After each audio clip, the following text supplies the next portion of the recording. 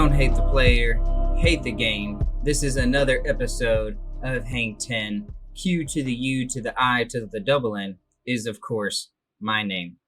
I want to thank everyone for stopping by. Crazy week.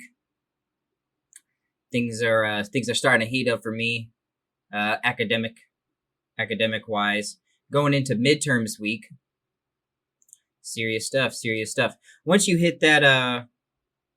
hit a certain level in your collegiate experience, to where they don't offer weekly assignments, and it's just like you got a midterm and you got a final. Well, that's kind of where I'm at right now. Not stressful. I don't get stressed out about exams or about tests. I see no benefit to it. I'll do the preparation. If I don't do the preparation, well, then I'm not going to I'm not going to stress out about something, that could have been prevented. But regardless, here we are. As always, we will start this episode with your Rams recap. Now, I didn't get to watch the full game. I didn't get to watch the game at all, period. I listened to the audio of it. I had some things going on today, but I was able to catch some glimpses, but predominantly listen to it while on the bus twice today. 2 long rides. We got a victory. We moved to 3-1, which puts us right behind the Seahawks, if I'm not mistaken. Arizona lost today, so, that gives us a little extra clout. 17-9 over the New York Football Giants. Let's start with the negatives, from what I could hear. A sidebar. I almost feel a little spoiled because the NFL on television is such an excellent product that we forget just listening to the audio of the game and playing it out in our imaginations. Oh man, just as fun. I remember when I left Kentucky for Nebraska, it was on a Sunday. The Rams were playing the Minnesota Vikings. This is when they were still in St. Louis, the Blues days. And as I was driving through St. Louis, the game was going on at home in the Edward Jones Dome. And it was just such a cool experience. One, it was awesome because no one was in St. Louis, so the traffic was non-existent. But it was just, it's so cool to, whenever you remove something that has been such a steady figment in your weekly tradition, when you remove a specific element to it, it adds something. And in this case, removing the visual entertainment of the NFL adds to the creative excitement. You're kind of you're hanging on every word, quite literally. But anyway, back to today's game. The bad. We came out strong on our very first drive. We had 5 or 6 first downs consecutively. But in our second half, we looked lethargic. Looked like our heavy travel schedule for the past 2 weeks finally caught up to us. LA to Philadelphia, back to LA, to Buffalo, back to LA. Those are some first class miles. And it seemed like it finally caught up to us in the second half. Our offense looked a little lethargic. We looked lethargic on defense too. We were struggling yet again to stop the run. Now the Giants didn't have as much success as past teams have, but you also got to take into consideration Devontae Freeman is not Devin Singletary. He is not Miles Sanders, and he certainly is not Ezekiel Elliott. But nonetheless, the Giants' running back rotation was able to find some success against us, particularly in the second half.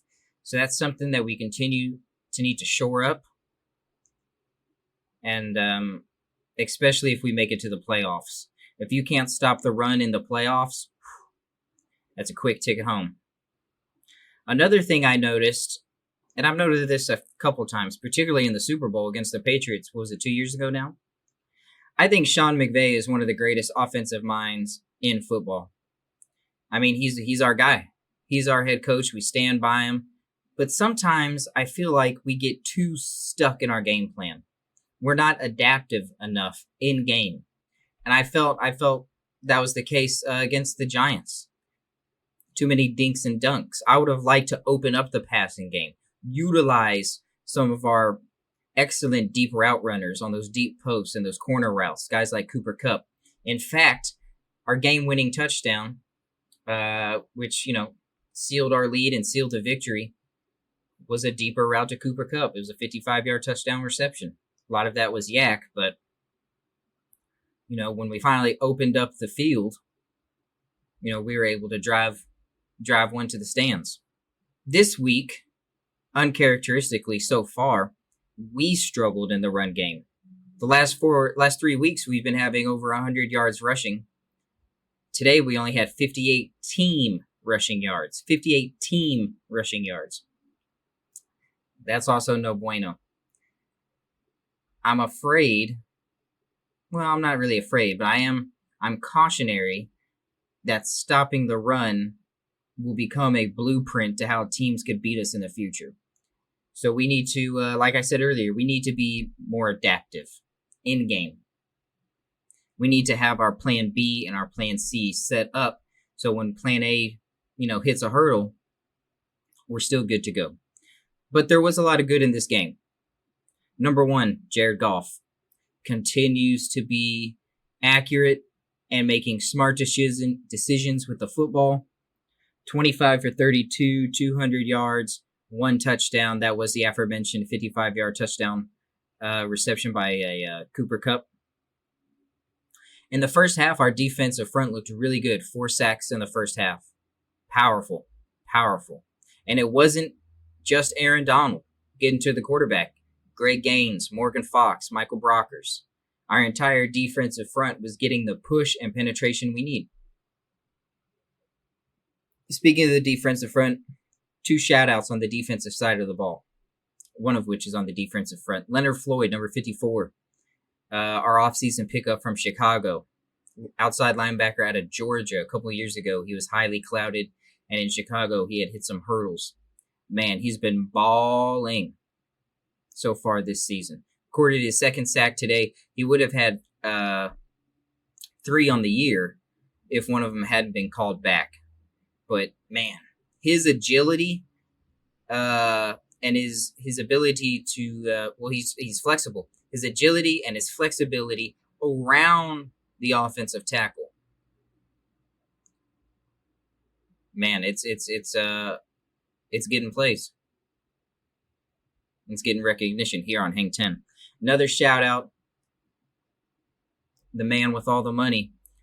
Can't spell Ramsey without Rams. Jalen Ramsey laying the pop on Golden Tate. 2nd time we've seen this man. If we're in that cover 2 defense and Jalen Ramsey's covering the flats, you got your back turned to him, be ready to get your dick knocked in the dirt. Jalen Ramsey laid it on Golden Tate. Loved it. Loved that. Setting the tone for our defense. That's why we paid him a gazillion dollars. Outside of football, what else have I been doing? I've been watching some television, and there's one show in particular that has caught my eye. Criminal UK, United Kingdom, on Netflix. This show is spectacular. The first season only had 3 episodes. The second season only had 4 episodes, and it was perfect. Absolutely perfect. Here's the basic premise. Police interrogation procedural. We all know what's that like. We've seen that as segments of greater shows. And I don't mean greater as in quality. I mean greater as in quantity. For example, in True Detective, there's an episode built around that interrogation process with Matthew McConaughey, Woody Harrelson, and the gentleman that gave up the supposed Yellow King. Not the real Yellow King, but the supposed Yellow King. This show, Criminal UK, is built around that question and answer interrogation process, and it is spectacularly done. The cinematography, let's talk about this. 2 set locations. Inside the interrogation room and outside the interrogation room within the building. 2 locations. And yet, the show manages, through a variety of shots, wide, medium, short, canted, low angle, high angle, to brilliantly make it feel like it's a labyrinth, and rather apt at that. And the way it's cross-cut together. Oh, chef's kiss. Beautifully, beautifully rendered. Now, each episode features a different case. And the subject in question is typically a guest star. A lot like Law and Order, SVU, or, Miami, or whatever all the other Law and Order shows are. One episode in particular in season 2 was fabulous. And the guest star that week was Kit Harington, Jon Snow. And the plot, while I won't divulge the details, surrounds Kit Harington, who is accused of raping a woman who is his subordinate in an office type setting. Brilliantly done. The show follows a formulaic, bait and switch. It leads you to thinking one way, and then it hits you with the switch at the end. And I didn't see it coming. This show, this episode in particular, does a double switch at the end, and it leaves it open to interpretation whether or not, guilty or innocent. That is for the audience to decide. But it did catch me by surprise, and the conclusion that I came away with was a pleasant surprise, especially considering today's climate. And Kit Harington's performance was fantastic. 6-minute one-shot monologue to open the episode. Come on. That's what we like to see. Other than that, on Saturday night, I had some obligations this weekend, but came back to my room on Saturday night so I could watch the Holly Holm Irene Aldana fight. Holly Holm, of course, former UFC 135-pound bantamweight champion. Irene Aldana, a rising young contender, coming off a vicious knockout of Ketlen Vieira. The question, there was a lot of themes going into this fight. Holly Holm is going to be 39 in a couple of weeks. Is she coming close to that age where time starts to catch up with her? The answer was unequivocally no. Is Holly Holm going to end up being a gatekeeper for young and upcoming fighters to make their way to a title shot? The answer is unequivocally no. Holly Holm validated her position not as a gatekeeper, but as a contender, a perennial contender. Not one that's built off her name recognition, but one that's built off her skill set. She put an absolute clinic on Irene. Absolute clinic. Fantastic performance. She broke her personal best record of significant strikes landed in the fight. I don't know the specific number, but I do know it was over 110.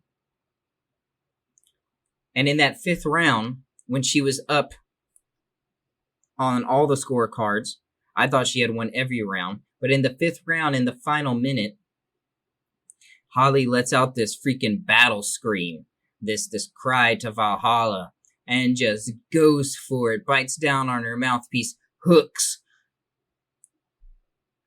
from side to side, left and right, backs Irene Aldana up against the fence.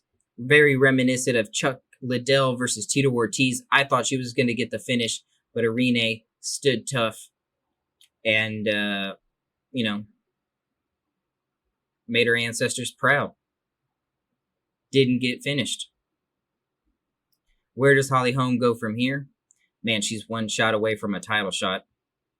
I think the match to make is a rematch against Jermaine Durandamy. Now, they had fought a couple years ago in Brooklyn in what was a kind of a lackluster fight.